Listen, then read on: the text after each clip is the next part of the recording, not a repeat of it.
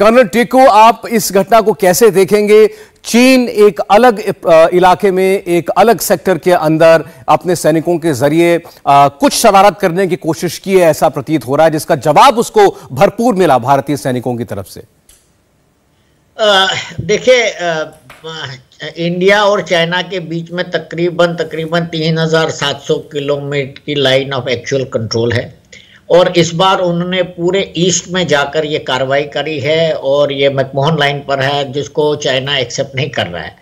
लेकिन मुझे लग रहा है कि ये एक लोकलाइज्ड इंसिडेंट है। इसको जैसे आपके मनीष जी भी बोल रहे थे कि एक 50 से 60 या ज़्यादा से ज़्यादा 110 के करीब जवान इन्वॉल्व हैं। दैट मीन्स ये प्लाटून और कंपनी लेवल पर कार्रवाई हुई है, और लोग होपफुली मुझे लगता है जो जिस प्रकार से न्यूज़ आ रही है एक लोकलाइज्ड इंसिडेंट है, और ये जब फेस टू फेस जब एक मिरर डिप्लॉयमेंट हो और eyeball to eyeball deployment हो, और ज़्यादा इलाका दोनों फौजों के बीच में नो मैन लैंड ना हो, और अपने भी ट्रुप्स और उनके भी ट्रुप्स आकर पेट्रोलिंग कर रहे हैं, ये 100% इसमें चांसेस है कि आप भिड़ जाओगे, आपस में क्लैश होगा।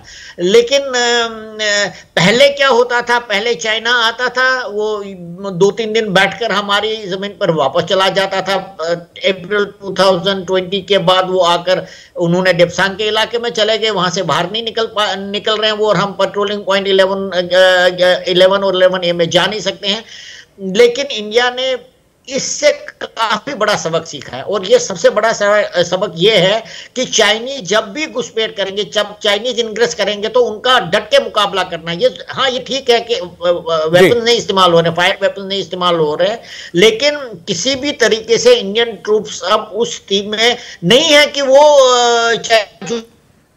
कर्नल साहब, एक बात ये भी है कि 2020 के बाद से, जैसा अभी आपने बताया भी, इसको किसी भी इस किस्म की इंग्रेस को या इंक्रोचमेंट को चीन के सैनिकों की तरफ से हल्के में नहीं लिया जा सकता। मैं जनरल सिन्हा के पास भी जाना चाहूंगा। जनरल साहब, आपको ये एक लोकलाइज इंसिडेंट जैसा कर्नल साहब कह रहे हैं, या लोकल कमांडर की अपनी कोई तरफ से की गई कार्रवाई, ऐसा कुछ प्रतीत होता है, या चीन है, इसके पीछे कोई प्रॉपर डिजाइन भी हो सकता है?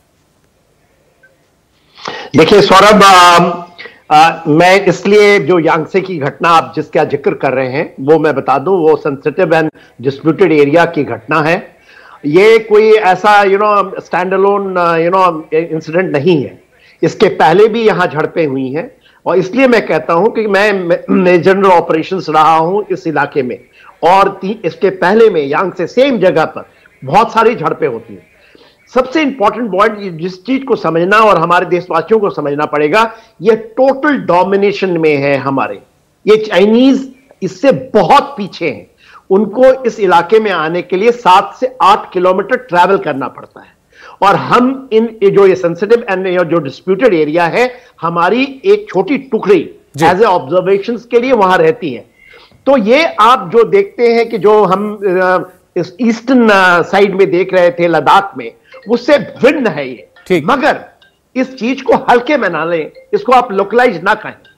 ये चीज क्योंकि हम डोमिनेशन में, वहां पर हमारी डोमिनेशन है, और डिस्प्यूटेड एरिया में चाइना का काफी इसके ऊपर में रहता है कि किसी तरह हम कुछ कर ले, फुटहोल्ड ले लें। तो फुटहोल्ड लेने के लिए वो बहुत बड़ी संख्या में भी आते हैं, और हमने अभी जनरल साहब, ये जो संख्या की बात है ना, दरअसल इसी को लेकर के बहुत सारी बातें इधर उधर से जो है सोशल मीडिया पर भी चल रही हैं। अभी इस पर मनीष ने कुछ क्लैरिटी दी है हमें। अभी ये बताया जा रहा है कि 125 की संख्या में, शायद 100-125 की संख्या में हो सकता है वो चीनी सैनिक हो। ये इतनी तादाद क्या बताती है, उनके बारे में ये भी आप जरा क्लियर कीजिएगा। और जैसा जनरल सिन्हा आपको बता रहे हैं कि ये जो इलाका है, ये हर तरीके से भारत के सैनिक के द्वारा डोमिनेटेड इलाका है, और यहां पर कोई भी इस किस्म का मिस एडवेंचर अगर चीन करेगा तो उसको मुंह की खानी ही पड़ेगी। यहां भारतीय सैनिकों का मनोबल और बल इतना बड़ा है। इंडिया टीवी हर वक्त हर जगह डाउनलोड करने के लिए सर्च करें India TV news Google play store या ऐप स्टोर पर।